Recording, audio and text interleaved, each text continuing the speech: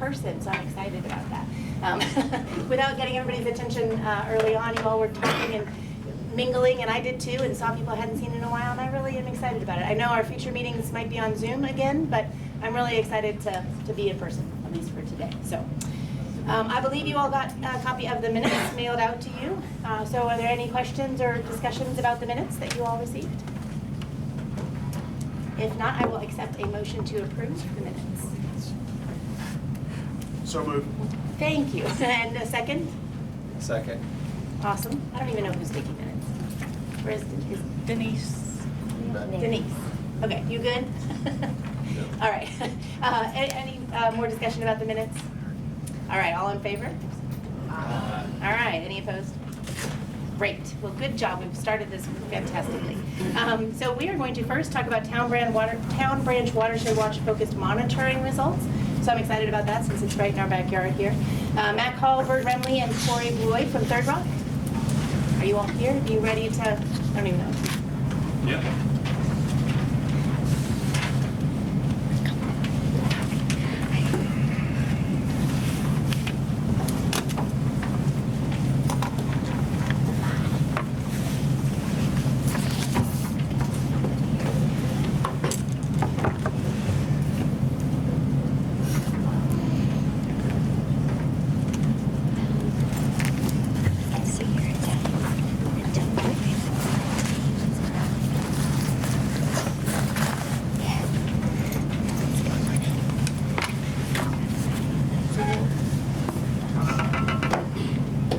Good morning, everybody. My name is Matt Hall. I'm an engineer at Third Rock Consultants, and today with me I have Bert Remley and Corey Bloy. They're some of my co-workers who work there, and we have the opportunity of being able to dissect some of the watershed-focused monitoring program results and kind of talk about the program a little bit as we get into it for Town Branch.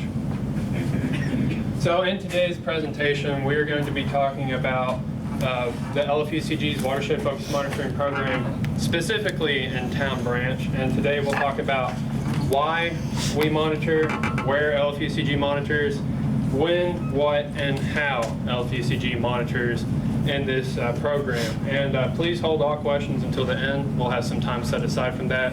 And there are a lot of slides that we're going to try and get through as quickly as possible. So some of the monitoring goals for this program are as follows. We want to characterize the pollutant loads of streams and tributaries and major outfalls in Lexington. We also want to characterize and rank stream habitat and their hydrogeomorphic function. Enhance illicit discharge identification in prioritized subwatersheds.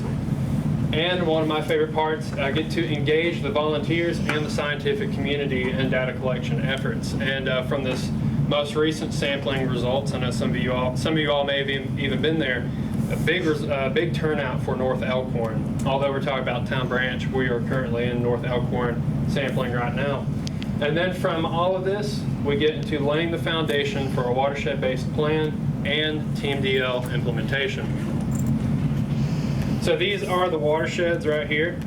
As you can see, Town Branch is in the purple. Let's see if I have a pointer. In the purple right here.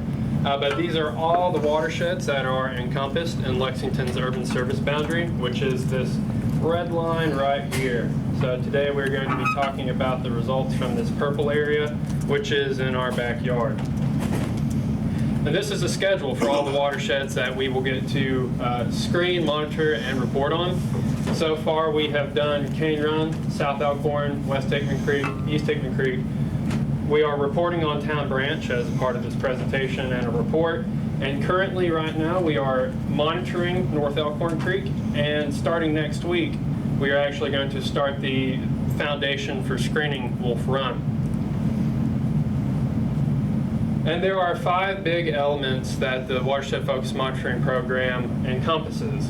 One, it's water quality at both in-streams and major outfalls, which are just big storm sewer pipes.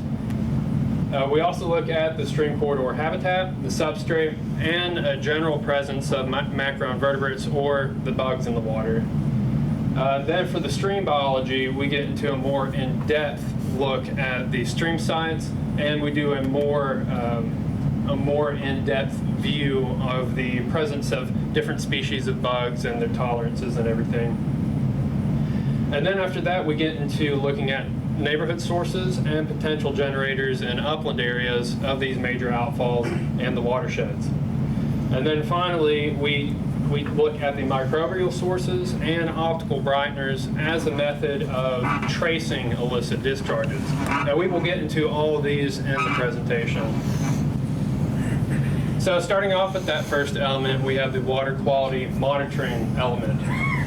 We start off with phase 1 screening, and these are 4 dry weather events. And dry weather for this program consists of 72 hours without rainfall. And sometimes that's hard to get in Kentucky, especially during the first part of this, so everybody's on standby to get out and sample. 2 of these events are done by trained volunteers, and they will go through some training to learn how to grab these samples and to report to the lab for that. But the other 2 are done by LFUCG staff. As a part of the town branch monitoring, there were 11 in-stream sites and 82 major outfalls. The stream sites were distributed across the watershed to target major tributaries and try to get all the drainage areas by isolating them too. So if we picked up on something, we have an idea of where a potential illicit discharge may be. And we'll get into that once we start talking about the results. The big part of this screening is to determine flowing outfalls. And those are going to be outfalls that were flowing 50% of the time or more during dry weather events. The reason that's important is if it's not raining, or if it hasn't rained recently, that water has to be coming from somewhere. It could be a broken pipe, it could be a sewer connection, and that's kind of part of the idea of determining if these are flowing when it's dry out. But during phase 1, there were 86 samples collected, and if at any time during both the field or the lab analysis, a result was above the action limit, which are detailed down here, there was an illicit discharge investigation initiated to try and find a potential illicit discharge. And these are all the phase 1 water quality sites. As you can see here, the red dots are the major outfalls, and those are the large storm sewer pipes that we were talking about. And then the blue dots here are stream sites, and these are all the 82 major outfalls and 11 stream sites. And you can see that they are spread all throughout the watershed and encompassed in the urban service boundary. But after phase 1, we get into phase 2 water quality. These are 10 events, regardless of weather, and they're regularly scheduled every other week until 10 events are collected.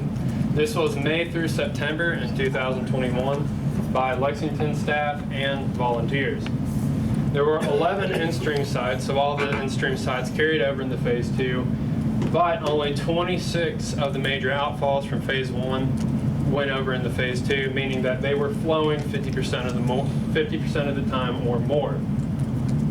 From all this, there were 295 samples collected, and these consisted of in situ measurements, which are taken on site with a water quality probe or a field kit, and those were flow, dissolved oxygen, water temperature, pH, and chlorine by a little HANA checker. And then for the lab parameters, these were grabbed and taken to the lab: ammonia, nitrate, total suspended solids, total phosphorus, detergent, fluoride, and E. coli. And once we start looking at the results, we will break those up, and I'll tell you a little bit of where those may be coming from. And these are all the phase 2 sites. You can see several of the red dots have fallen out. That was because they weren't flowing 50% of the time or more during phase 1. So there were less, which is usually a relief for the volunteers, and it helps us focus our data collection efforts and analysis. But once we get all this, we want to do something with the data. It's no use in just having it sit on a shelf and doing nothing with it. So what we do is, based off of Kentucky Division of Water's analysis methods, we have used this grading scale, and color coding, as you can see, is helpful for the analysis. But based off of the percent exceedance of the outfall, meaning if that outfall was high in a parameter and above the action limit, if they were exceeding every time, you can see here, they would have gotten an F, and if they're pretty good, an A, and all the way in the middle. And these are based off of kind of a standard deviation. This is, which is, you can see some of the percentages are different for each parameter here. And so 0 to 5% is an A for one, while 0 to 10% is an A for some, but we don't want to get too in the weeds on that.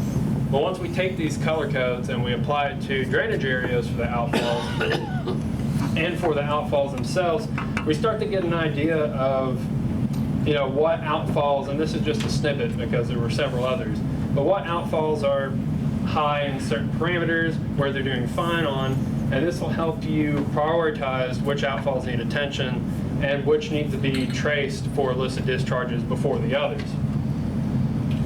And then once we take those colors and we apply it to the drainage areas for major outfalls and in-stream sites, we get an idea of the area where potentially this illicit discharge is coming from.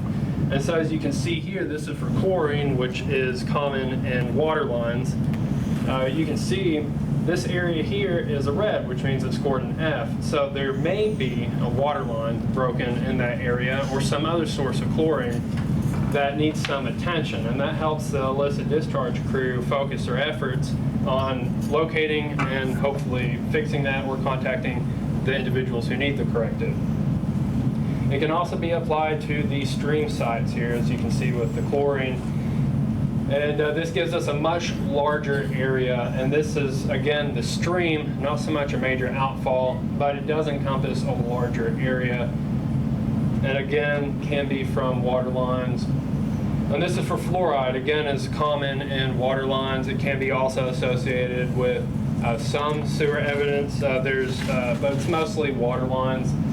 You see right here, this little area had an F as a score, and then down here the D. And this was also the one that had an F in chlorine.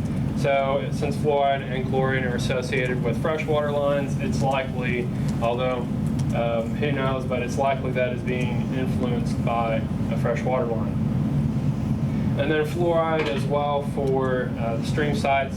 There was a lot of influence here, which this little area here is actually Wolf Run, and it is encompassed in Town Branch, but we are having a separate effort for that upcoming. So we can get into the weeds a little bit more when we start looking at that watershed. But since this is a stream drainage area, if it's just upstream, whatever the influence is, or all the way upstream, that could be picked up in the stream. So typically, the major outfalls are easier for identifying where an illicit discharge is coming from, but streams are also helpful.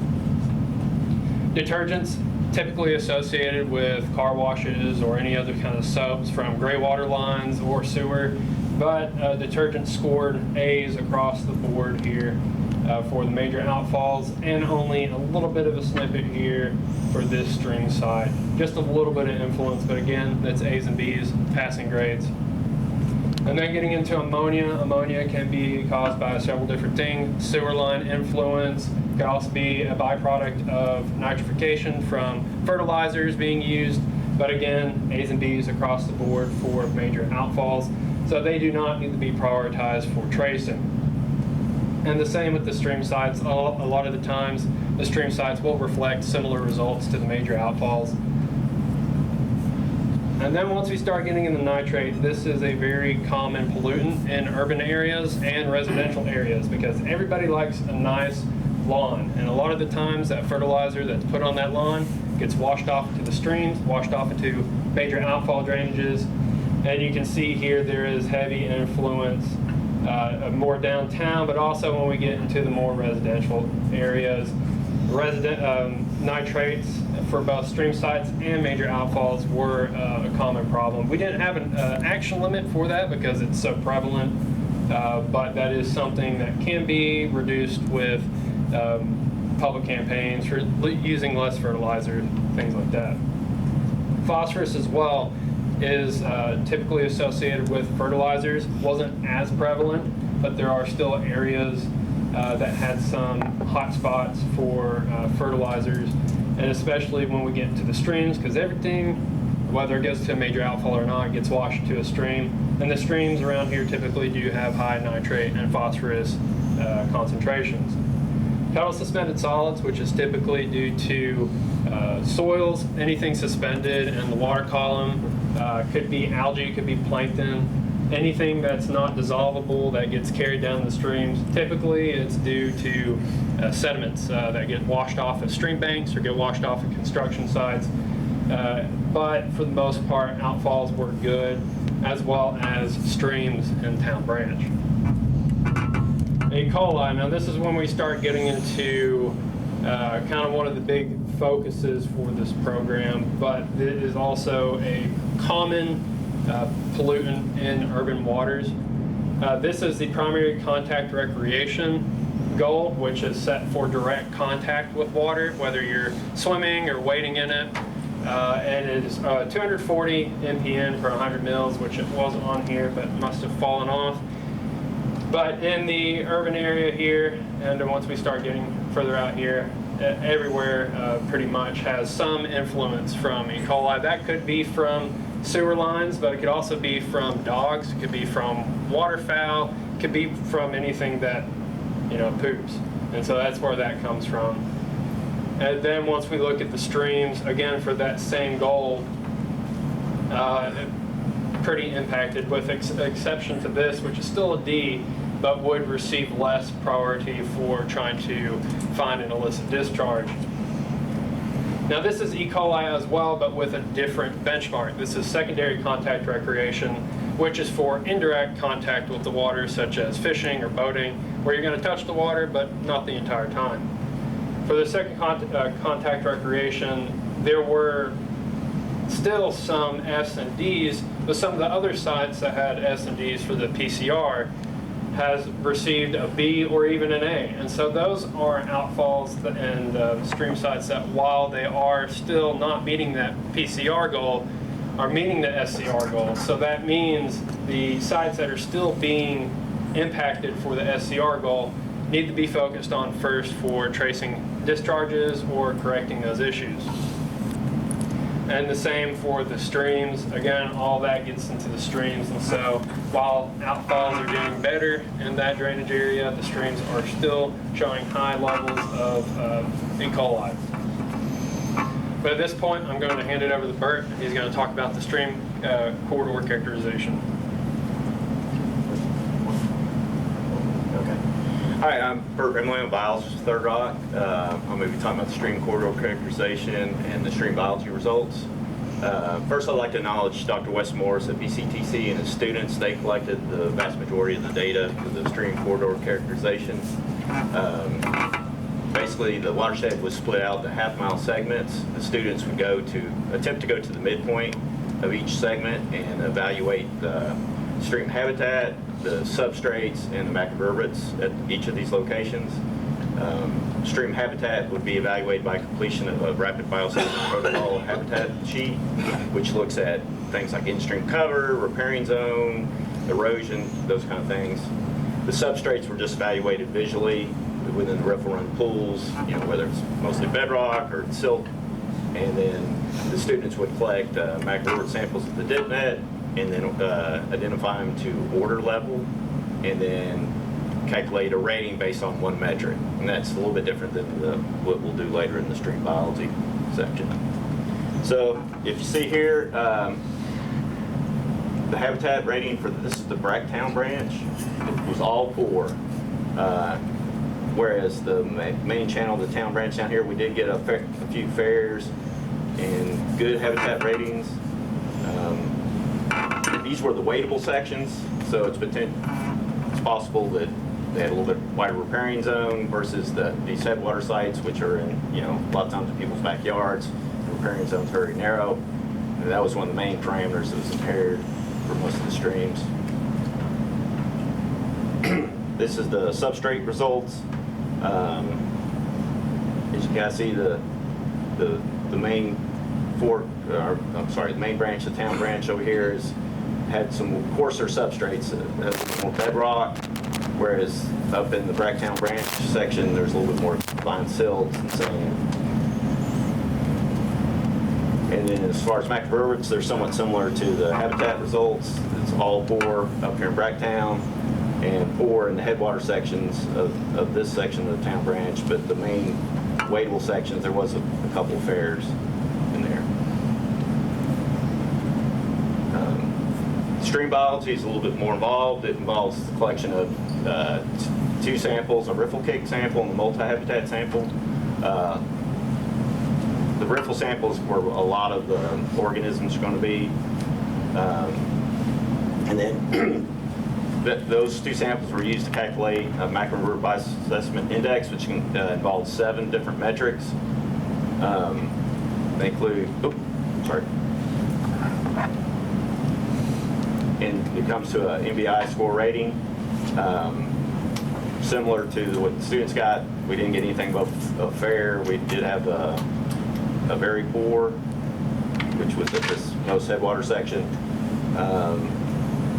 The only thing kind of note is TBS2 receives this stream from Bracktown Branch and this stream.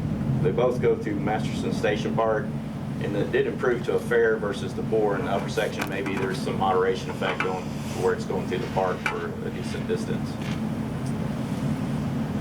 TB1 is our annual routine monitoring site, and it scored 4. And we've been monitoring that for a long time, and it kind of fluctuates between fair and poor for the Mackerel River community. And with that, I'll hand it over to Corey. Or you get that now. Oh, okay, sorry. Yeah. So once we take those results and everything, we want to look at some neighborhood sources that potentially neighborhood activities could be looking at, or neighborhood activities could be influencing some of these results. And also for potential generators, and these are businesses and commercial properties that do not have a permit to discharge pollutants. And so the neighborhood source assessment, that effort for this watershed focused monitoring program, we looked at 6 neighborhoods and they were visually assessed for indicators of pollution. They were selected by the water quality results, and these methods were based off of the Center for Watershed Protection. And from this effort, we developed, or we were able to give them a pollution severity rating. And this considers things such as house density, percent types of impervious cover in the neighborhood, presence of pet waste, density of driveways, sidewalks. There's a lot that's taken into account for this rating. And for the potential generator investigation, these sites, we went and visually observed them as well to look for potential signs of pollutants that are being washed off site or they're influencing the waterways around them. And so these are all the results from that upland visual assessment here. There were the neighborhoods which are selected here and are denoted by the yellow and the yellow boundaries. And then for the businesses and commercial areas, there were these dots, both based off of the severity and the hotspot status. The hotspot status was for the potential generator investigation, and the pollution severity was for the neighborhoods. Overall, for the neighborhoods, there were some moderate pollution severity, which is a little bit, but all but 2 had high pollution severity ratings. Again, this takes into account a lot of things, and pretty much this was just a bunch of small things that each of these neighborhoods had, such as litter, pet waste present, organic matter in their ditches and in their stormwater system, and all those kind of culminated into a higher rating, things that can be corrected. And then for the hotspot status, if these potential generators are or could be putting pollutants into the waterways, some were not hotspot. We went and there were no signs of anything washing off. They had good storage techniques for storing their materials, but for most of them, they were potential. There were some uncovered. They were storing materials not under sheds, kind of out in the open, and that could lead to some runoff from their stored materials. They could be washing all their fleet vehicles outside. Just a few things that say, hey, this could be a hot spot. But there were 2 cases that were confirmed hotspots. There were evidence that materials were leaving their sites. And there was a landscaping company here and then a mechanic shop here. And in the landscape company, there was a fence, a wooden fence that went all the way around the property, and the stormwater forced their mulch and their sediments under that fence, and it was running out into the street and into the drainages. And then for the mechanic shop, there was a large parking lot that had some vehicles that were currently being undergoing maintenance, some that were broken down, and there was some petroleum products that were leaking off of that and going into the ditch that was surrounding their property. So those are sites that should be addressed and visited for potential of applying for a permit or correcting those issues. Now, at this point, I'm going to hand it over to Corey, who's going to talk about this part of the watershed program. So, good morning, everyone. So, Mac and Bert just kind of talked about the stream biology and the water quality monitoring component. I want to talk now about the discharge prevention investigation. So, we used a couple of different techniques for this, the optical brightener survey. And the point of the optical brightener survey is to try to detect laundry effluent in the stormwater system.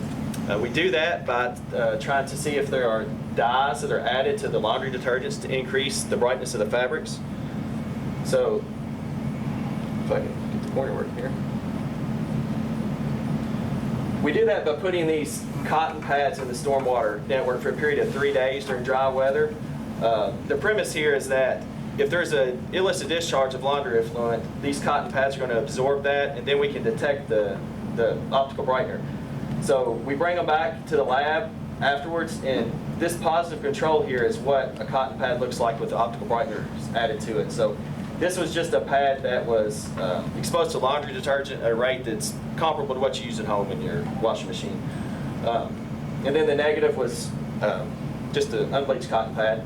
So if this, the premise here is if we bring these pads back and under the black light we see the glowing like that, that's indicative of illicit discharge of some kind of laundry effluent.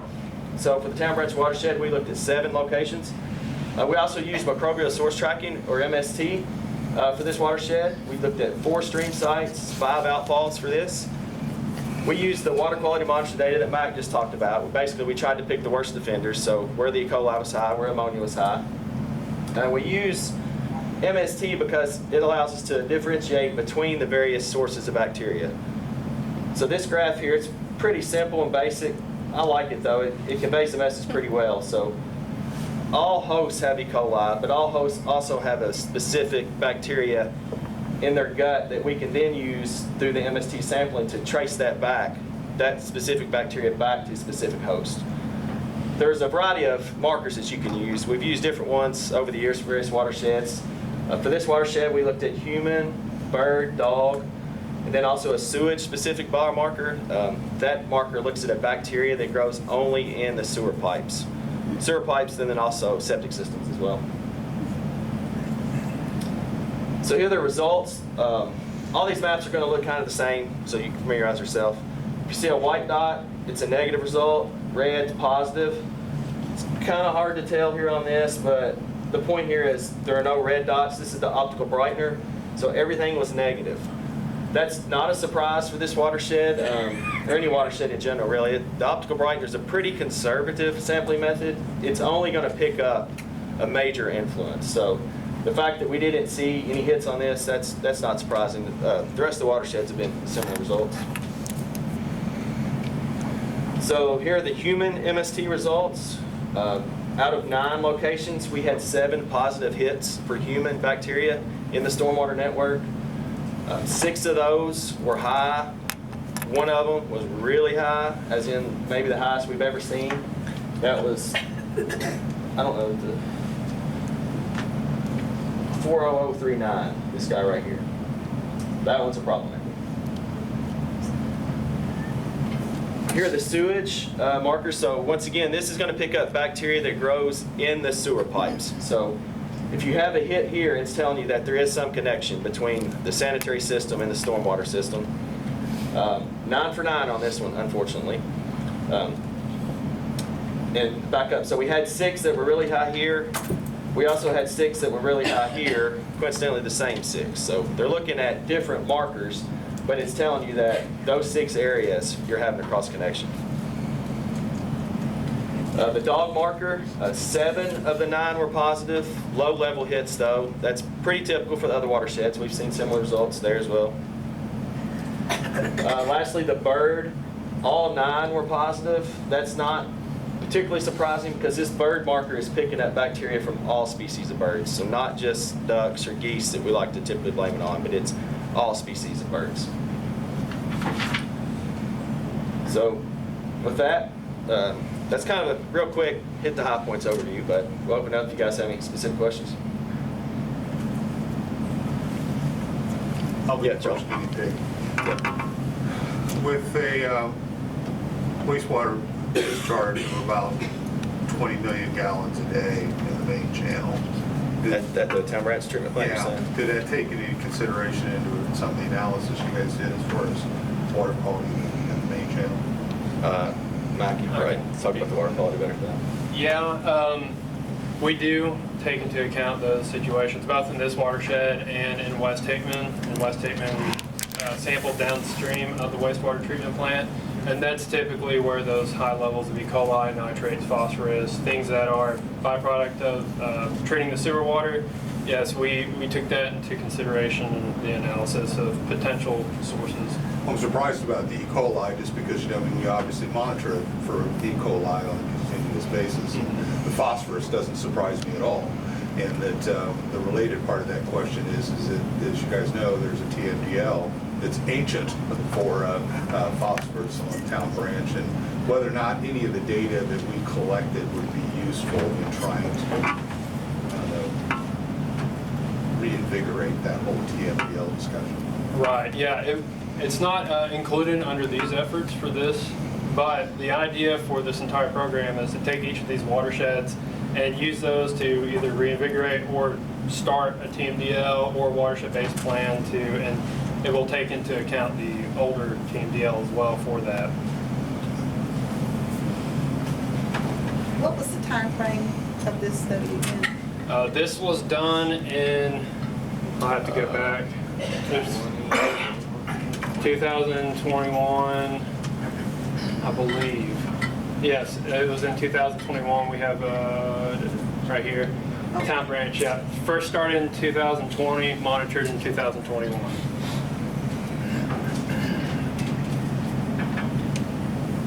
Any other questions? All right. Well, if there are no further questions, thank you all for letting us present. Thank you all very much.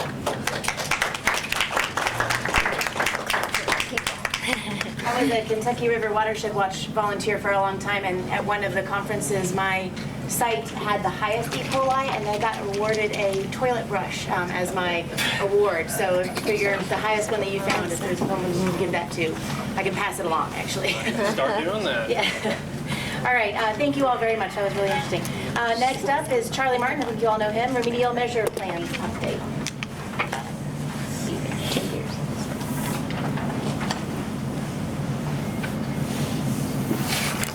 Doesn't like my fingers for some reason. There we go. All right. Mac, you didn't get away completely unscathed. I got a lot of questions for you, but we didn't have enough time for it today. So you'll be Talk to hearing- me anytime. You'll be hearing from me. I'm particularly interested in that as far as the impact of Town Branch. I mean, Town Branch has basically been without, it's still working on the same discharge permit that was expired in 2003. And part of it has to do with that, with the TMDL regarding phosphorus. We're just kind of stuck in neutral as far as what to be able to do moving forward. So, but anyway, that's another discussion for another day. Thanks for having me. I will say that this is probably a presentation that some folks may have seen parts of. Councilmember Plowman's here with us, and I know that I gave this something similar to this a couple of months ago to the Environmental Quality Committee. Denise had to remind me that I was supposed to do this today. She reminded me yesterday morning, so I kind of threw all this together. Excuse any typos or anything else that I might have in there. So, yes, we still have a consent decree. Some people surprisingly will say to me, oh, is that still in effect? Because they haven't heard anything about it for a long time, particularly because of the pandemic and everything. But yes, we still have one. It's still in effect to some level. and we'll try to walk you through where we are today and where I think that we're headed. So the overall consent decree status, the remaining capital obligation, kind of give you an overview of where we're at with that. Highlight some specific projects and projections for the near term, and then leave some time for questions. Okay, so when I talk about the consent decree for the last 15 years or so, I've always tried to break it into these four main categories. We had stormwater compliance obligations, we had supplemental environmental project compliance obligations, we had sanitary sewer obligations, which were often the 800-pound gorilla in the room, especially when it came to costs, and then we always have the ongoing reporting obligations.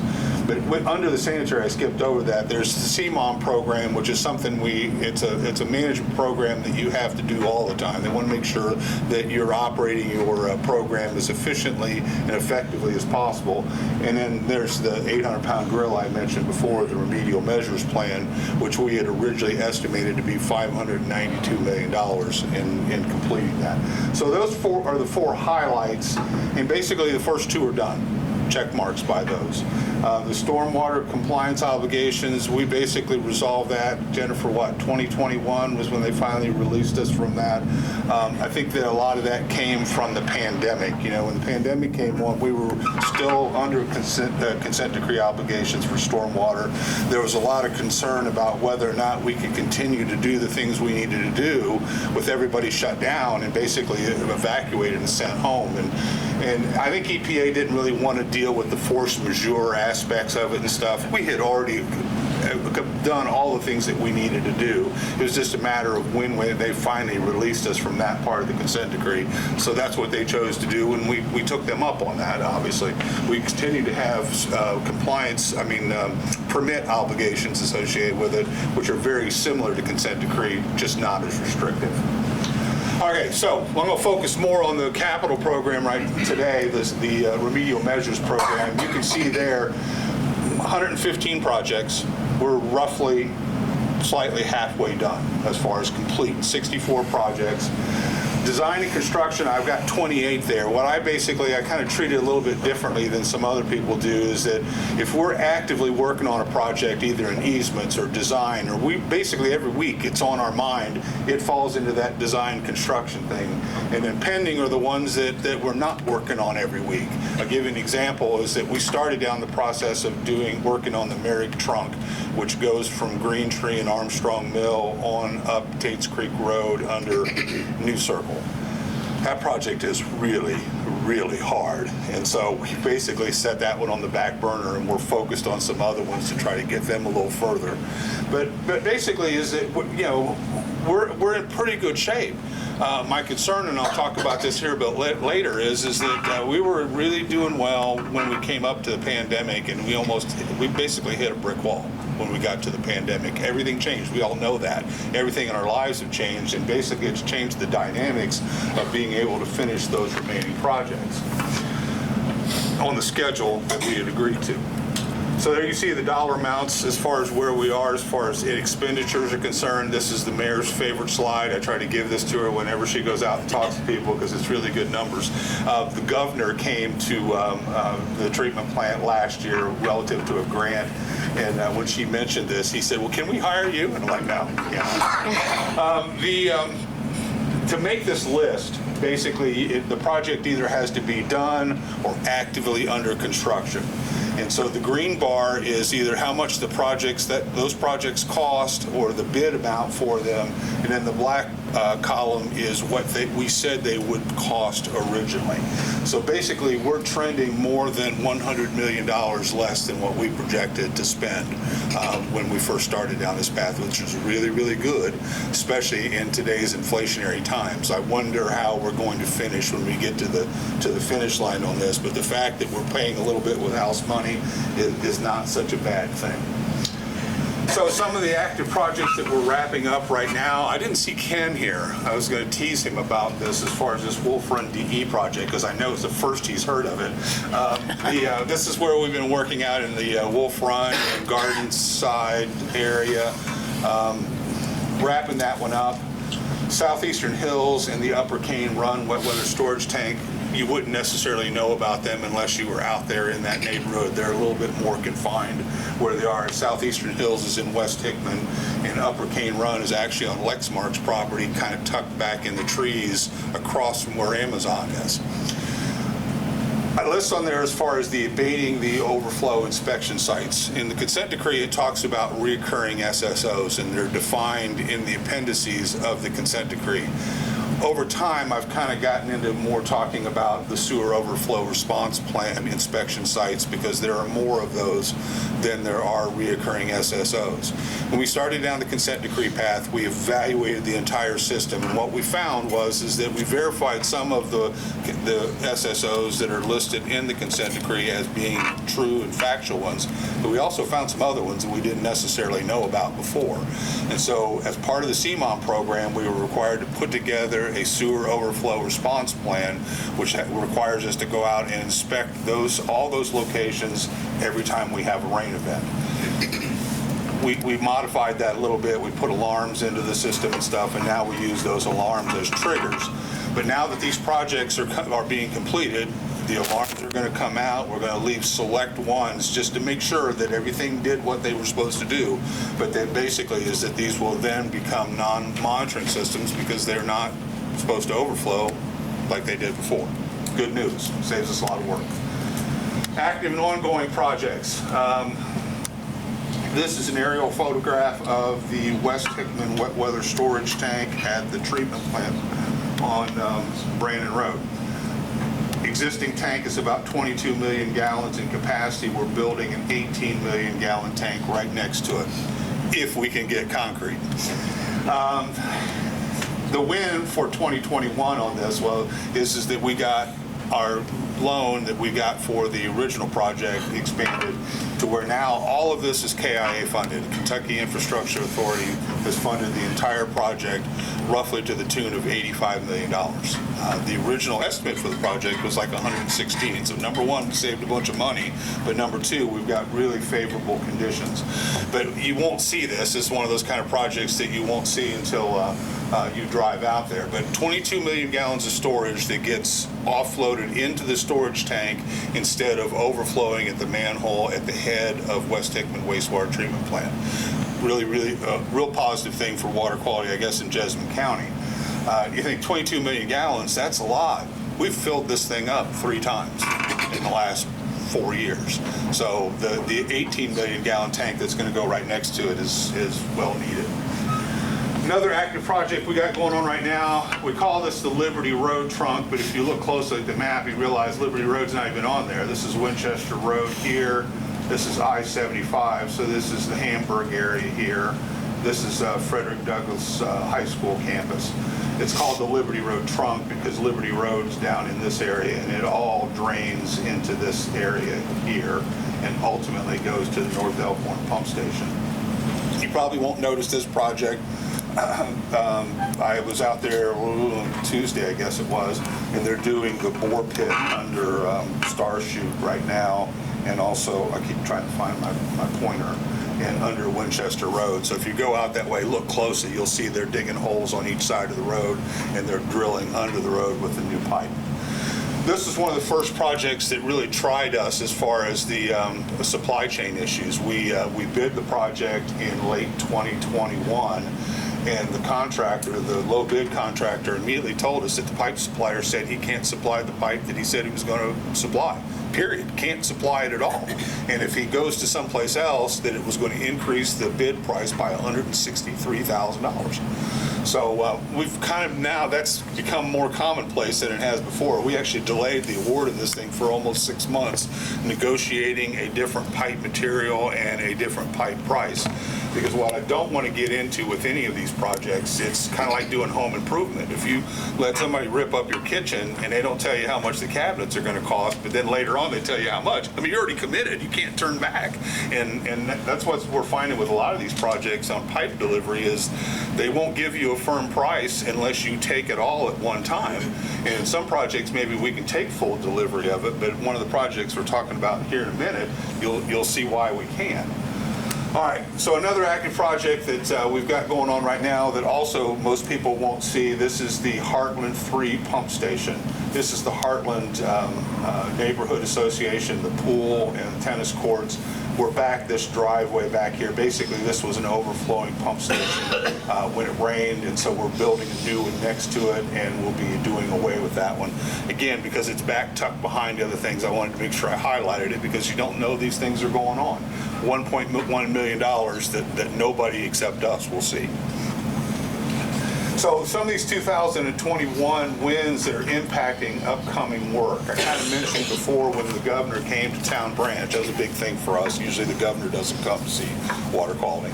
But anyway, you may know this, is that basically the Cleaner Water Grant Fund for Kentucky, all the different counties were encouraged to submit a project. And so we got in early on this because we have wanted to convert our chlorine gas to ultraviolet disinfection for a while.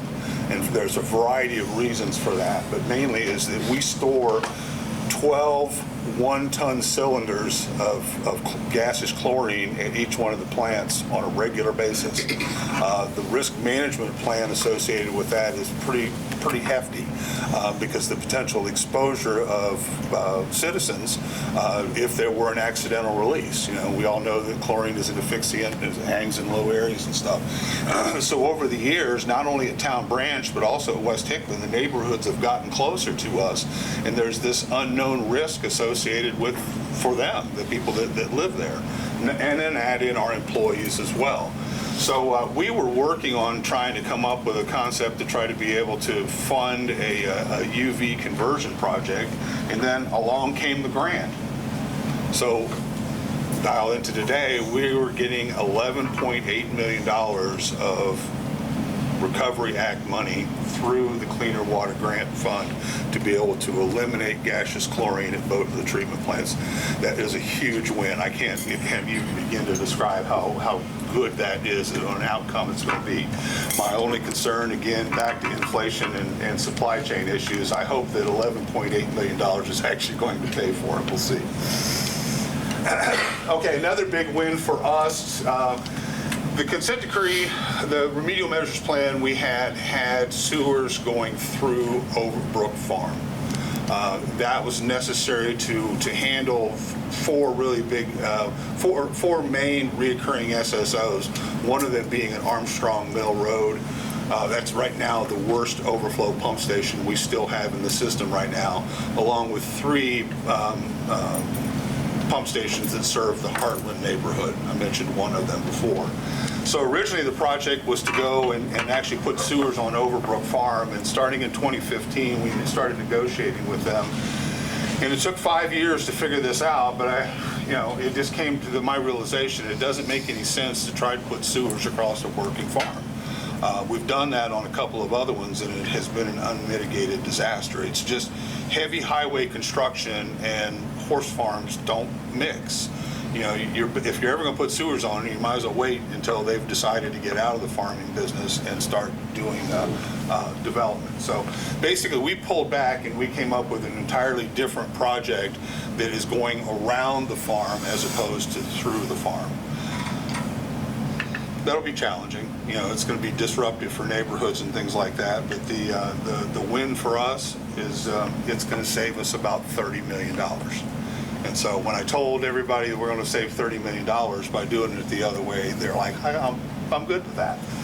So this is the project. Basically, this is the East Hickman force main. We've got a pump station here at the dead end of Alumni Drive. And basically, we're going in the process of going to build a 36-inch pipeline down Squires Hill Lane here to Armstrong Mill, come up Armstrong Mill behind the Heartland Park. This is the air navigation system that you can see from Armstrong Mill and Man of War there. And then we start working our way down through neighborhoods. This is the Heartland Kroger, on down Kennesaw to Tate's Creek Road, down Tate's Creek Road, and up Brandon to West Hickman Treatment Plant. 6.5 miles of 36-inch diameter pipe. Wow, they just go straight. And there's a good example of where we can't buy all that pipe. We're trying to bid this thing right now, and the feedback we're getting from some of our contractors are they're too much afraid of the risk as far as being able to put a dollar amount to it. So we're kind of pulling back now and trying to figure out maybe a different way to be able to advertise and award this. Particularly, historically, what we've done is we've awarded projects for pipe installation. The material and the installation, it was the same cost, however many $100 a foot. We're pulling that out now and having a separate bid item for material itself, because material may go up and down because of the economics, but installation shouldn't. We want to make sure that gets to be a fixed cost. So that's one of the things that we're looking at, trying to be able to limit the exposure risk for the contractors so they don't throw a bunch of money into the bid hoping to minimize their risk. But more importantly, not putting us at a bunch of risk. We need to do this project, but we don't need to do it at any cost. That's the balance of things in the kind of the world that post-pandemic world now that we're facing. But I will tell you this, I mean, I'm committed to where I think this is the right project, even though it's disruptive and it's going to be expensive. That little L-shaped street right there, that's where I live. So I'm going to be driving right through the dirt and mud every day. I promise I didn't tell my wife. I'll have to blame somebody else for it. But I believe it enough to where I send it basically, it didn't go right in front of my house, but it virtually did. $30 million, and it will solve the problem, and that's a good thing. I'm going to highlight this circle right here. This is at Armstrong Mill and Squires Hill Lane, because that's where the existing Armstrong Mill pump station connects to the system. It comes up Armstrong Mill from roughly about right there and ties into it right there. I highlight this is because this project has to go first in order for us to do the project that is associated with Armstrong Mill. Because it's obviously got to have some place new to pump to. And but it will change the character of things out, most likely lead to the changing of character of things out Armstrong Mill Road extended to DeLong Road. Right here is Armstrong Mill, right here is DeLong Road. The existing Armstrong Mill pump station is located right there. The plan is to move the pump station, build a new pump station down here. This is the edge of the urban service boundary right here. And so we're taking it all the way down to the edge of the urban service boundary. We're in the process of negotiating with Overbrook Farm about acquiring roughly about a 5-acre tract right there. We have to have that because we got floodplain issues here, and then we also have a required setback in the zoning ordinance. There's a required setback that has to be between urban area and rural area, and we obviously have to follow that like everybody else does. But this project will come on sometime after we finish the East Hickman force main, because again, like I said, it has to have some place to go to. We can start it and we'll start building it. So probably sometime in the next year, you'll start, if you go out that area, if you're a bike rider like Doug is, you'll eventually see all this flurry of activity going on out there. That's kind of what it's going to look like. We're going to try to make it look like a barn. That was one of the things that we spent a lot of time with the folks with Overbrook. You know, we try to do that if we're putting in heavy infrastructure to try to make sure that it blends in as much as possible. Here's the thing that I can't really figure out right now, but I try to make sure I point out to other folks. The existing Armstrong Mill pump station is roughly about right there, and we're building a new pump station here. And you see all of this land here, which is all Overbrook Farm area, that all drains to that star down there. And if you've paid attention, you know that there's been a development plan out there along the Armstrong Mill Road portion already. When we build this pump station, the likelihood of things happening in that Armstrong Mill corridor from a development standpoint, I would say, are fairly high. When you listen to the discussion about available land in the urban service boundary and what's developable and what's not, Overbrook always comes up. Sewering the rest of Overbrook, I know from a 5-year experience, is hard. Sewering this part of it will not be as hard, especially when we put that pump station in there. So I just want to make sure that everybody knows that. You know, again, like I said, I pirated this from an earlier presentation. It's probably not as important to this group as it is to others, but I wanted everybody to know is that you know, sometimes overflowing lead infrastructure related to the consent decree development's kind of a byproduct of it, because if you put the lead infrastructure in there, they will follow. Okay. Change gears, near-term challenges. So we got some struggling projects. I won't go into great detail, but the why is probably more of it. Easements are probably harder to get than they ever have been. I find that people are generally not as interested in engaging the government as they were before, and maybe kind of an offshoot of the pandemic. People felt so restricted because of the closures and restrictions and stuff like that. They don't want to have things that impede them. The supply chain disruptions, like I said, I've got a whole folder full of these things. Inflation, I mentioned that about the pipe situation, but dialing back to the chlorine, I mean, we can't get the UV in fast enough. Chlorine a year and a half ago was $485 a ton. It is now $1,511, and we go through about 8 tons a month. So it's tripled in its cost. It makes trying to do major projects like what we're doing here in the consent decree really, really difficult, because you want to do what needs to be done in order to be able to resolve the consent decree, mitigate the overflows, and improve water quality. But as I said before, do you do it at any cost? I mean, at some point in time, you got to be responsible for the people who are paying for it.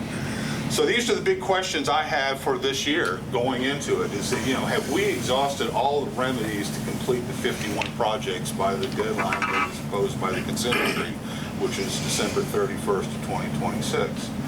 And is there regulatory relief available if we can't do that? Those conversations are going on now, at least internally, kind of off the record with the state as well. Nobody would have contemplated that we were going to have a pandemic, and the byproducts of that pandemic, nobody would have foreseen those either. And so, as I said before, it's almost caused us to hit a brick wall. We've kind of started emerging from it a little bit, but these inflationary things and supply chain things have thrown a whole different monkey in the wrench in the works of it. It makes it difficult. Going into 1999, it felt good. I had this view of, I'm an old guy. I've been doing this for a long time, 39 years in government, 15 years of the consent decree. I always had this vision that, we were going to finish this was going to be my end, and this is when the confetti fell out of the ceiling and they dumped Gatorade on me and carried me off the field. I'm not so sure that's going to happen now, but I'm still proud of what we have done as a team so far. I mean, basically, we checked the box on stormwater. We checked the box on the supplemental environmental projects. We continue to do everything that we need to do. The schedule for the RP, we've gotten pretty far into it. We've done 64 projects in the course of this, spent almost $400 million on improving the sewer system in Fayette County. So I try to keep reminding myself of that, because sometimes you get caught up in the negative and you live too much in the negative and not necessarily focus enough on the positive. But moving forward here, like I said, this is where I'm at today. Is that the math said in 2021 we needed to do 8 projects a year, and the new reality says I don't think we can do 8 projects a year. If you think of the earlier projects I listed, I highlighted about 7 over the course of 2 years.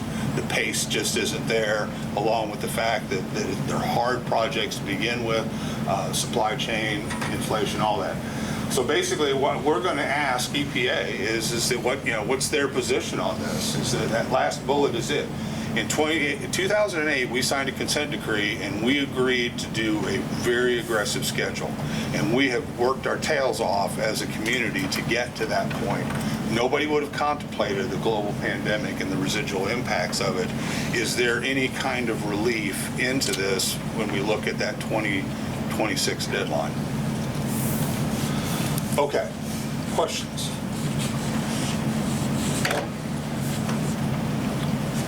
And everybody sits in stunned disbelief. Jack? Charlie, I think are to be complimented on the many achievements that Lexington has made under your leadership on the decree. Clearly.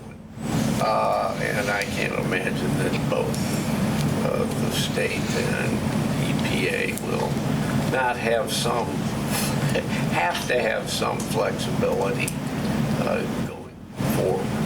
Now, what it will be is, I'm sure, another whole question. But a specific question, I'm not sure I understand on the East Hickman force main issue. If it's so much cheaper to go the way you are going now rather than across Overbrook Farm in the first place, why you didn't do that other than the whole issue of disruption. The reason why Overbrook planned to go through it was, number one, it's in the urban service area, and so there was already kind of a preliminary plan for doing infrastructure on there in the first place. So in the rush to get remedial measures plans to EPA and the state in the short time frame they gave us, it was easier to take the existing plan and scrub it up and say, here, we're going to do this. There wasn't any discussion with the Youngs or anybody about how to do that. And when we got into the discussions with the Youngs about how to do that, that's when the costs started going up. And I'll give you one example is that rather than doing conventional easements, they wanted to lease us the land for the period that we were there. And if we took a field out of service, that we would have to pay for it for the entire year. And if it went into the next growing season, we'd have to pay it for the following year. There were a lot of, things started adding up. The cost here, cost there, risk there, all the risk being put onto us. And that because it was a developable area, one of the things I was pushing hard for is there's a portion of this that you're responsible for. They didn't like that part of it either. So without going, like I said, they negotiated well. And don't misunderstand me, is that I respect Overbrook and I admire and I really appreciated the opportunity to work with them on this. But it just became clear to me is that they're still in the horse farming business, and trying to work in an environment where somebody is still leasing to third parties and all that, it's just expensive and really too hard. Someday there will be infrastructure out there, but it'll be done when they're wanting to put roads and all the other stuff out there, not just us. So, you're right. I think that EPA and the state will be open to the discussion about amending the consent decree. The problem they have, I think, and you understand this from your time with the Division of Water, is that they got to go back to the judge. Yeah. And then when you go back to the judge, then everybody else who has been in front of similar judges are going to look at this and say, well, wait a minute, what about us? And you worry about the precedent setting and the piling on. And I'm sure that it's probably DOJ that's more worried about it, the Department of Justice, than it is EPA or the Division of Water, because they, like many of us in the room, are technical people. They understand the challenges of that and all that.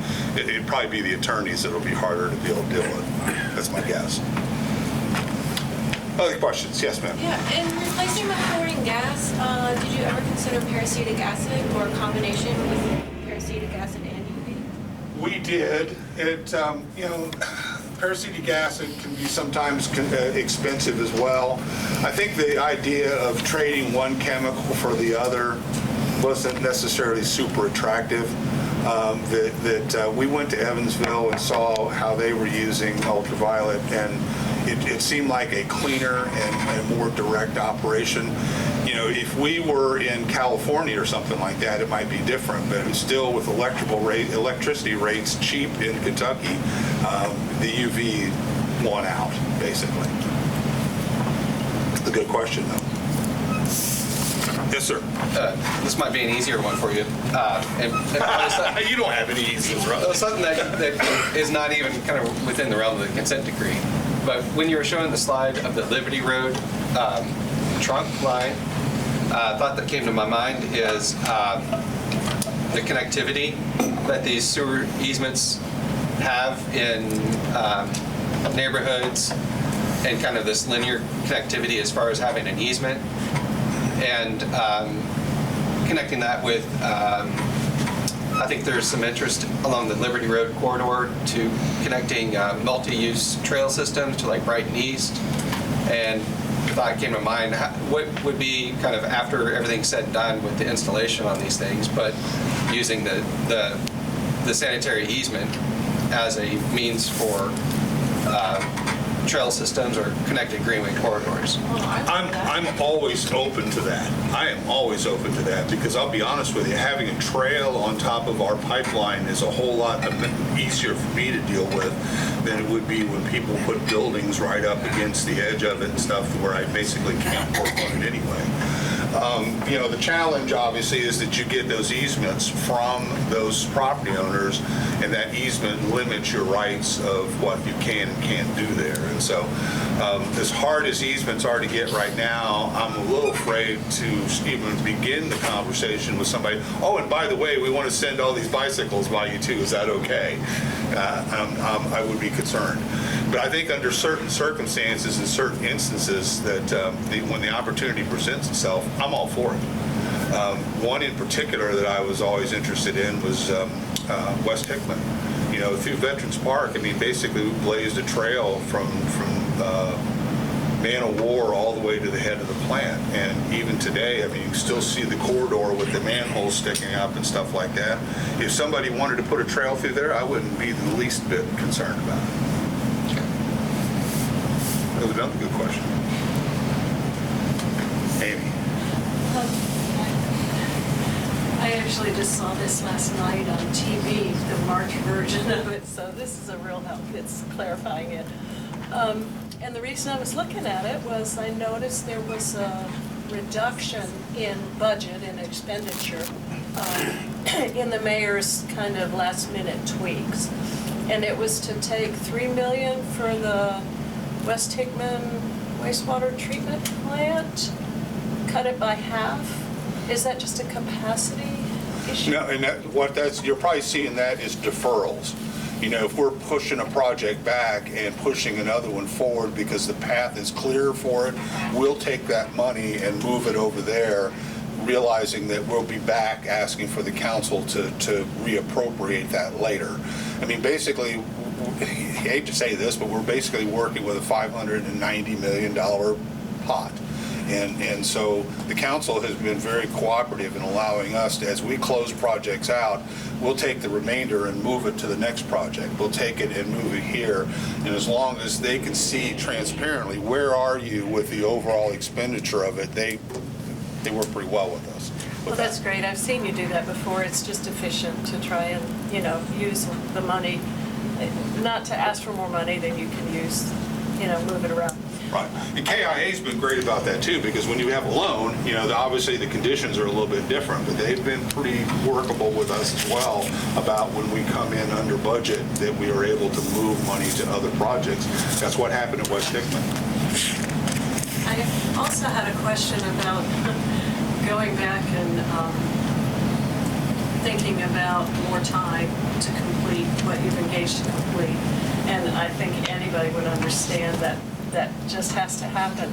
My question is, do you have to give a specific and concrete plan of how and when you will do it differently? And the question behind that is, do you have any sense yet, any crystal ball to say when the costs may stabilize or the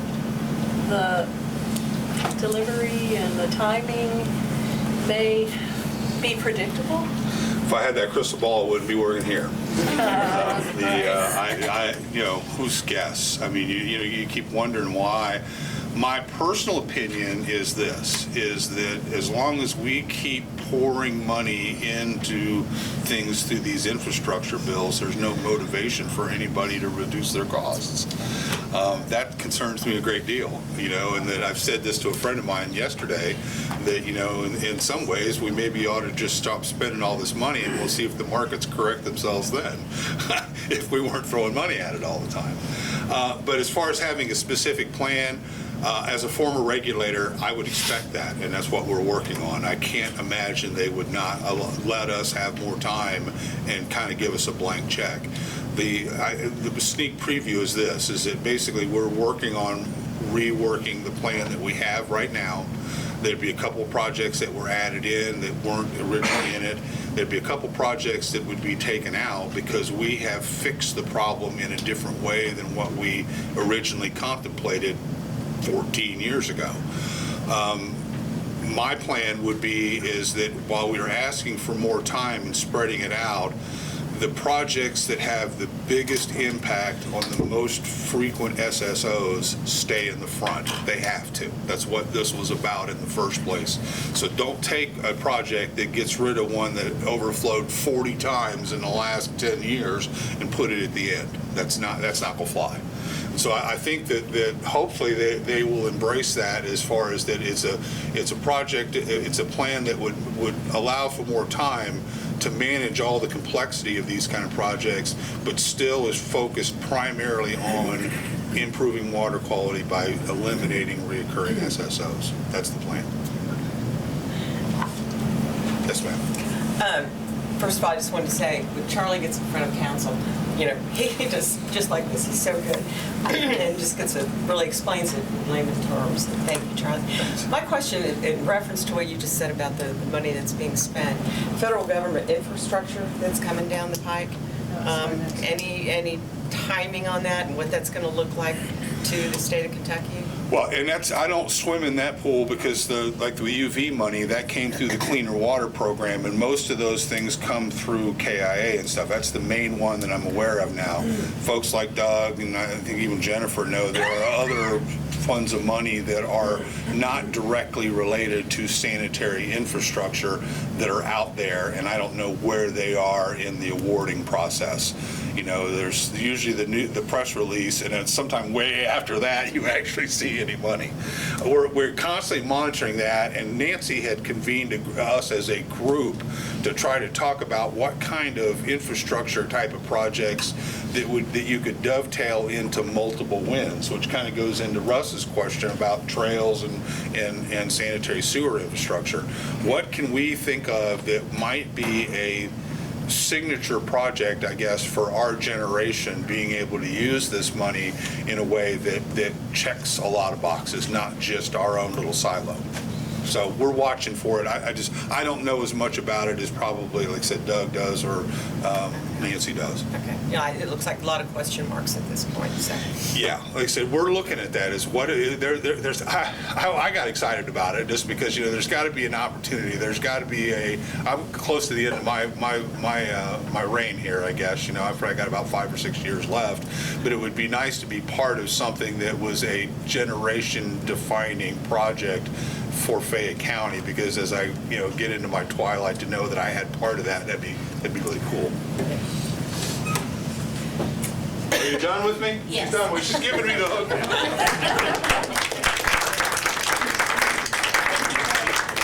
I think that everybody should agree that you've done a great job explaining it, like Councilmember Plumman said, and also managing it too. So I really appreciate that. Thank you. On a personal note, I drive DeLong to Armstrong Mill to Squires Hill to take my daughter to school every day. So I'm really excited or interested to see what happens. So next up, we have Krista Citron from Kentucky American Water, and she's going to talk about the qualified insurance infrastructure program. I don't deal with insurance. Yeah. Do you have a presentation? I do. All right, I'm not. Yeah, I can't. Usually the X is over there. Oh, super small. There you go. It doesn't like me. Actually get me back to this.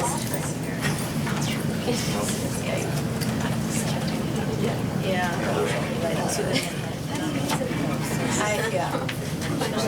I'm a terrible millennial. I'm just going to throw that out. I'm pushing back. I know. We've hit that twice there. Don't save it. No, literally, if you don't push down on it. That's not going to do this kind of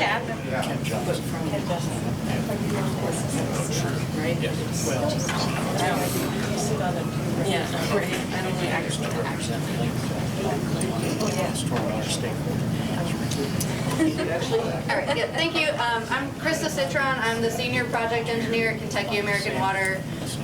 We're talking about our Qualified Infrastructure Program today, which thank you to the first group of presenters talking about potential water leaks in the system, because This is one of the efforts we've been taking to reduce the amount of those occurrences. So we're just going to talk about that a little bit. What is QIP? Like I said, it's Qualified Infrastructure Program. You'll hear me call it Qip. It's a rate mechanism on our tariff. So Kentucky American agreed to dedicate more of our capital budget investments towards water main replacements. You'll see it as a little monthly surcharge on your customer bill. It actually calls it out QIP surcharge. And the reason that we have started doing this, when you look at infrastructure across the country, not just Lexington, but it's aging. We have a lot of pipes in the ground that have reached the end of their useful life and beyond, and they've performed admirably, but it's time for them to retire. Specifically in our system, this program looks at cast iron mains specifically. So cast iron material type is a lot more prone to breakage than others, and at current rates before this program was in place, we were looking at hundreds of years before the entirety of the system could be replaced. So what this program does is allow us to accelerate how quickly we're taking those mains out of service, replacing them with new ones. At this current rate, we're looking at about 25 years to have all the cast iron out of our distribution system. So I love this table. This was from a study in 2018. It is the miles of main in our system by the decade it was installed and the material type. So if you look, we have initially had a lot of pre-1900s cast iron main that was still in service, still providing water. The problem with cast iron, and you'll see lined and unlined, so that you can have two options. The lined has a lining, like it sounds, that helps prevent some of the deterioration, but the unlined pipe is prone to tuberculation. It's like plaque on your teeth. It just builds up over time. So even if you have a 4 or 6 inch diameter main, you may only have a usable ½ inch of flow through that pipe. So the areas where they have the really old mains, they're not seeing a lot of the water flow that they really should be. And so as we've gone through this program every year, we update this table. At this point, we've eliminated all of the pre-1900 cast iron, which is awesome.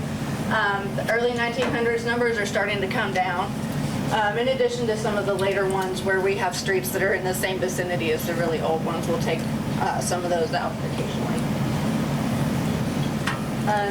Apologize, you can't see super well, but this is really just indicating, you'll see all of these pipeline segments that are showing up. Those are the cast iron mains throughout the system. Predominantly downtown Lexington inside New Circle, which makes sense. That was the part of the city that was constructed first. And the dots on here are main breaks. So the correlation with where we see a lot of those unexpected interruptions is really highly populated with those cast iron. In looking at this table from that same report, number of main breaks by material type, cast iron water mains accounts for over 60% of our main breaks, and by mileage it's only about 15% of our system. So it's really disproportionate, and that's the background on why this program was set up specifically to address those types of mains. So just looking at how we select projects, there's a lot that goes into that. I have on here coordination is key. I have been probably personally driving Doug and his group nuts as we've increased all of these projects. It's been a big change for us and other utilities and groups with the city. We've been working with water quality and streets and roads and just trying to make sure that construction is inconvenient and is disruptive, but trying to make sure that we're working with everybody else who might also need to be in the street so that we can time those projects and be as minimally disruptive as possible. The way that we rank those cast iron mains, we have a prioritization model. So every street in our distribution system that has cast iron on it, we go through and we rank it with these 8 factors.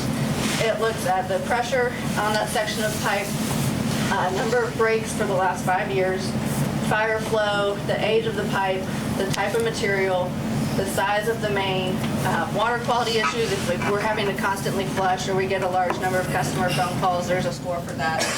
and then customer impact. So if it's in a highly residential, very dense residential area, or if there's schools, hospitals, we use those 8 criteria to score all of those streets. And then the goal is for the ones that kind of have the worst concerns, those should sort out when we do that list. And so this is just an example, and I'm sorry, it's very small, you can't see it, but just looking at a couple of streets and then their scores for those factors, it puts out a total weighted score. And then we look at a couple of other external things too. Like I mentioned, if we know there's going to be a sewer project that's coming up soon, we'll try and align our schedule with that one so that we can both get our work done in a timely manner. From year to year, these rankings do change. We had just last year, there was a street that had, I think in one winter season, had 8 main breaks. It was extremely disruptive, so that score brought it up to the top of the list pretty quickly. Something else we'll look at in terms of project selection that doesn't really have a score, but in looking at all of the cast iron we have in the city, we do try and spread out projects from year to year, so we're not fatiguing neighborhoods. Like I said, construction, nobody loves it, so trying to spread that around. But so this is my map. So these are the projects that we've completed so far. We're just finishing our 2nd year of this program. And like I said, you can kind of see there's, at this point, we've been able to tackle some bigger pockets of cast iron. And as we get more of those completed, we'll be kind of dialing down to where we just have, some single streets that have been left over the years. But at this point, like I said, it's largely inside New Circle, trying to be around the city and addressing those other factors with the prioritization and coordination with other utilities. The first year of this program, we completed just over 6 miles of replacements. This current year, we're about to finish up 15 miles, so it's been a really big effort, and like I said, it's required a lot of coordination with pretty much every group that works in this city, so you need a lot of people. And then what we have proposed with our regulators for years 3 through 25 is basically that 10 to 13 mile mark that will allow us to complete all of those replacements in that time frame. And so at the end of the day, what we're really hoping to do is, like I said, we're trying to eliminate those pipes that are most prone to breaking, that are already the leakiest. So we have seen just in the last, I think, 12 months that we've been looking at our number of main breaks, they are starting to turn the corner and creep down, which is fantastic. The areas where they did have mains that had been, restricted or in some way less diameter than they were used to, they are seeing improved flows and some better water quality in situations where they didn't used to have that. In most cases, we've been replacing, if we have a 4-inch diameter main, we're going back with an 8-inch. That's just kind of a standard. And that allows us to add hydrants in areas that didn't used to. So we've been able to add, I think, more than 20 fire hydrants around the city that didn't used to be there, which is a huge benefit for people. I guess I'm going to talk about insurance. That does help your homeowner insurance. So, and then just the extended service life of the new main. So you've had pipes that were already 80, 90 years old. They're at the end. Putting new ductile iron in place gives us another, hopefully, 80 to 90 years on that pipeline. So that's all I had. But are there any questions from anyone? I'm not going to let you get away without having any question. What do you think moving forward that the other utilities could do that might help make your program more successful? That is a great question. It would be really cool if they would also agree to replace all their mains on my same streets. But we've had a lot of talks and just trying to coordinate construction schedules. The way that we have to submit our projects to our regulators gives us a little bit of flexibility that I think other utilities don't have as much. So when we're in our planning phase, we're trying to talk to them and figure out where they're already going to be so that we can either come in right before or right after and have that opportunity to minimize it. Would it help if we followed you more often than you following us?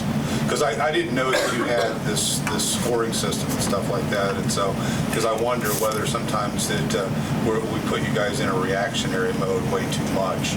And if you were planning to say, we would like to do these, can you come in and assess yours at the same time, and then we do it together?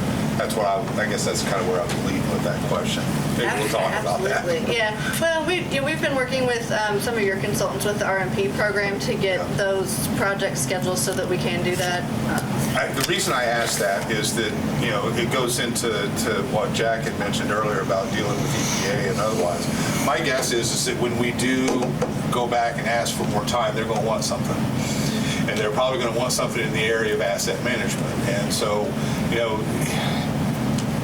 the sinister thing of the water quality issues and stuff like that, I don't believe that it's manhole overflows that are driving some of those E. coli things. It's more of an exfiltration, more of a subtle type of thing. And so going in and us replacing some of our old infrastructure, which our table probably looks a lot like yours, there's certain stuff that's really old and only kind of old. So I guess, like I said, maybe we'll talk another time about that, is that if we start getting more aggressive in doing our 8-inch collectors on random streets, that somehow we're coordinating that to where we're prioritizing ones where there are cast iron mains, where we're getting that more bang for our buck. Yeah, agreed. That's usually where we have old infrastructure, so does sewer and so does gas, so it just makes sense for us. Yeah, a couple questions. I think you may have mentioned it. And what's the new material with pipes and the life expectancy? We are putting in ductile iron pipe, and so I think the published life expectancy is maybe 50 to 60 years on that, but historically you can get 80. Okay. And I live in Robinwood neighborhood, and they're tearing. Is that you guys, or is Which it neighborhood? the Robinwood up at Clays Mill near Man of War? Clays Mill Road is. I don't know if it's you guys or maybe if they're putting new sewers. Is it the sewer, or is it the street widening project part of Clays Mill? There is a street widening project. I don't know if it's the QIP, but it's Kentucky American. Yeah, I know we're doing a lot of relocations with the Clays Mill Road. It's like going through the neighborhood. It's not exactly on Clays Mill, but yeah, it's through the streets. Yeah. That's the street. Yes. This is kind of related to Charlie's question, and I wish I had something more definite, but we just actually had a water repair done. And the guys came and did it, and then the fella came along later to tidy up and so on, and to schedule it. And he said, a water guy, that's all I know, my husband told me, that the state recently instituted an incentive program to get all the utilities to come in at the same time, and if they would, then the state would pay practically everything, by which I think he meant in terms of putting the street back. I'm not at all sure, but have you heard about this? The guy said it hasn't worked at all because everybody wants to be first. They want to set the schedule, and the others fall in line. It's just too hard to coordinate. Is this something you know about, this state aim and funding? My guess would be that his understanding of what we've been doing with this program is when we talk about being on roads at the same time as other utilities or departments with the city, we've tried to do some cost sharing of the pavement restoration. So I think that's probably where he was going with that.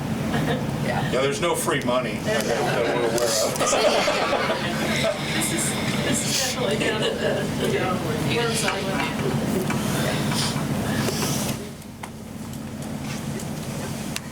Well, thank you all. Thank you very much, Krista. I really appreciate it. Our offices are on National Avenue, and we are one of your places, and it's been almost flawless. Almost. Anyway, with that, I'd like to introduce Lindsay Nicholas back to the committee and back to work a little bit anyway, and say congratulations on little baby Eden. So we'll let you finish us up.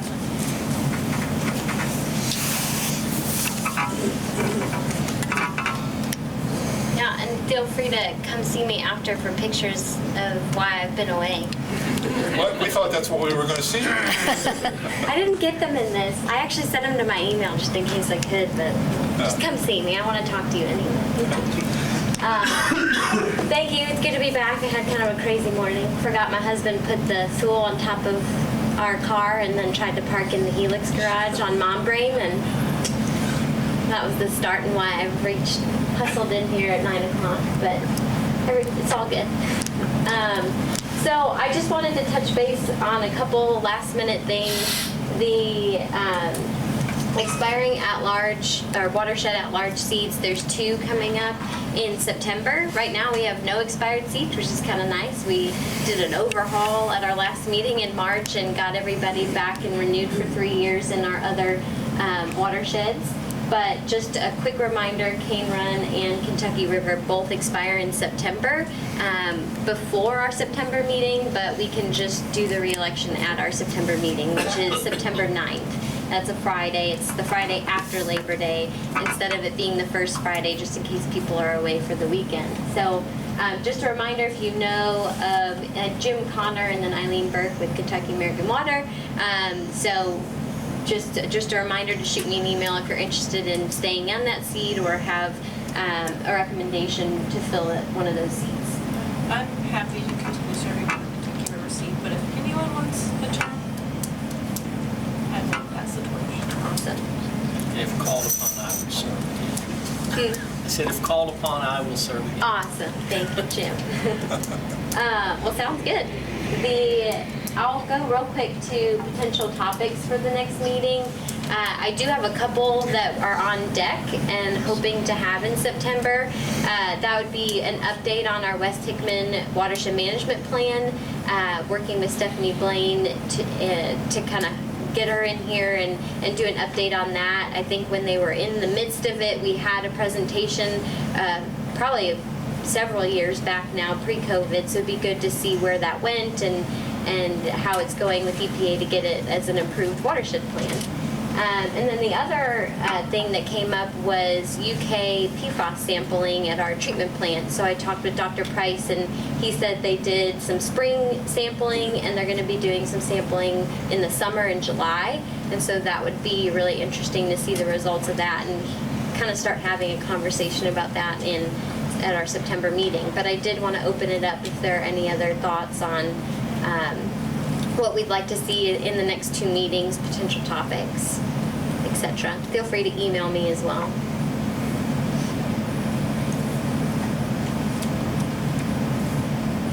Cool. Yeah. I'll mention this just to see whether others have an interest in the topic too. It seems as though we are seeing, I would say especially in the Wolf Run watershed, but probably because that's where I'm looking, we're seeing an increased number of applications for waivers to floodplains and floodways and so on. And it would be interesting to have a report on maybe 10 years of appeals and petitions. And the committee, I think, was newly constituted because it hadn't met for so long that the Stormwater, what is it called? No, the Floodplain Appeals Committee. It just would be interesting to see what's going on, and it may well be that now that we have stricter standards, stream buffering and that kind of thing, it's only natural that people would feel more constrained by them and want variances and so forth. But it would be interesting to see the data, what petitions have been made, what have been granted, under what circumstances or why or something. It may be as simple as collecting whatever staff report accompanies the final thing. I don't know if this is something of interest to others or not. But. Yeah, we can look at that.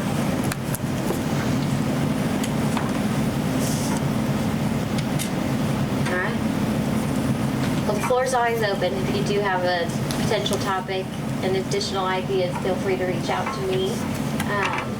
You won't get an out-of-office email anymore if you email me. But the announcements, just some things to keep in mind between now and when we meet next in September.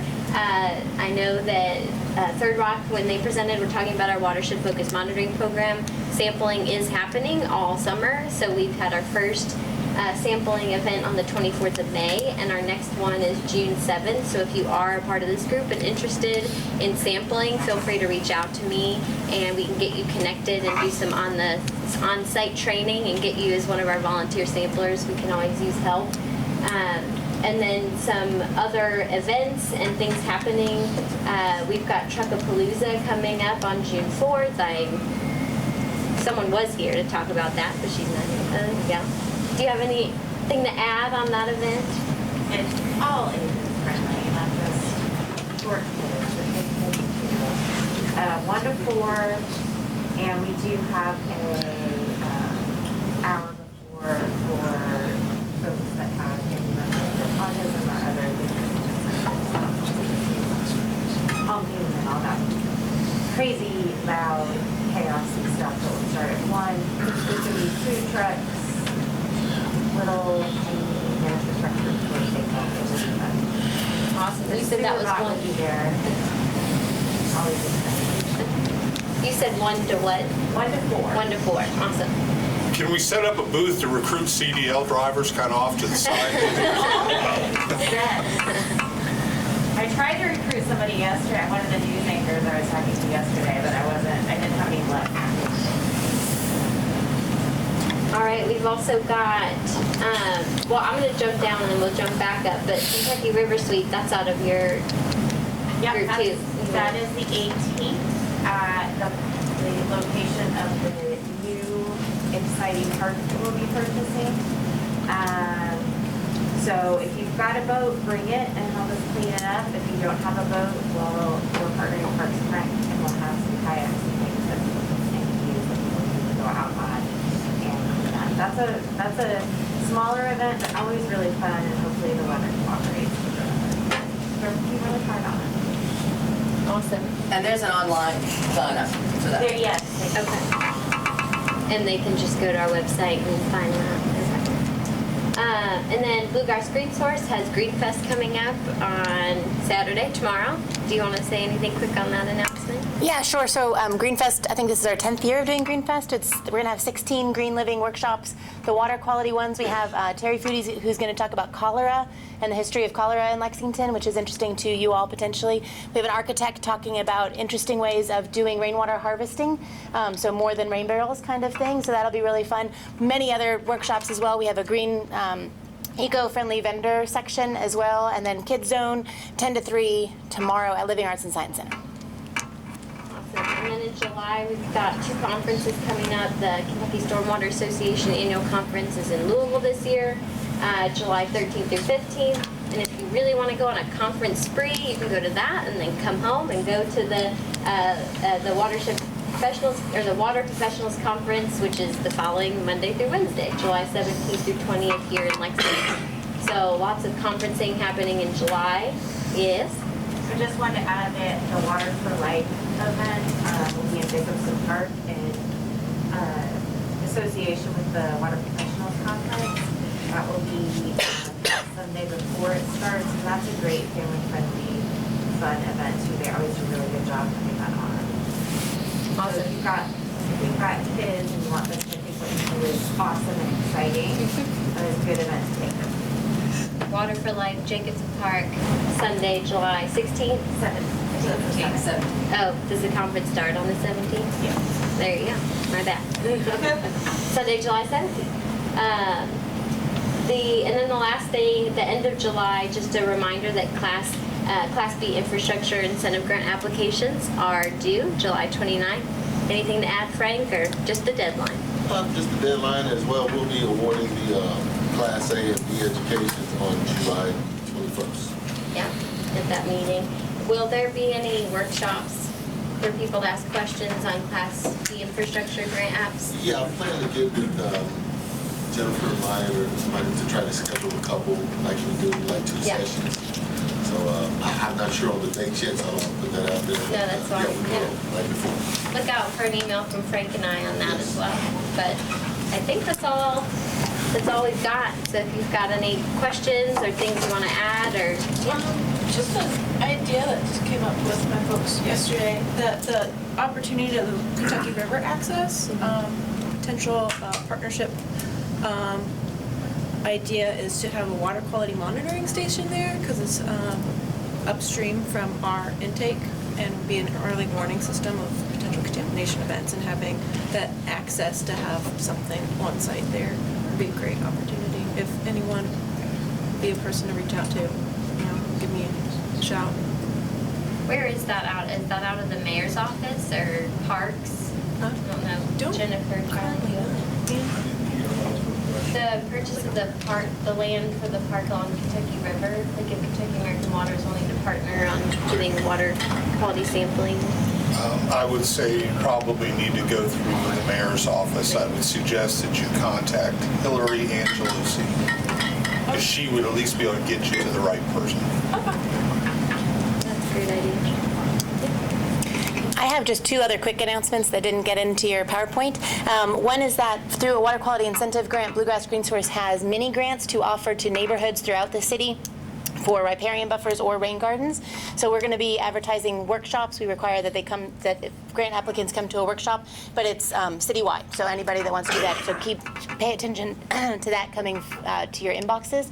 And then we also, excuse me, to follow along the conversation, we also have an event that we're doing for the third year called Kentucky River Fest, which is at Proud Mary's, which is very close to the new Patent Park area, and it's going to be on July 10th in the morning from 9 to 12, and it's really designed as an opportunity to get people out to the river that don't know it exists, and so we're going to have canoes, kayaks, paddle boards for people to try. It's very different than the river sweep. We're not really doing a litter cleanup as associated with it. It's more getting people to understand that the river exists in Fayette County, and also that they can try it out and test it out. So. Awesome. Well, thank you everybody for coming to an in-person meeting for the first time in 2 years. It's kind of nice, but you'll get updates as far as our September meeting on whether that'll be hybrid or just Zoom. We're kind of going to work through that after July. So thank you everybody. I appreciate you coming.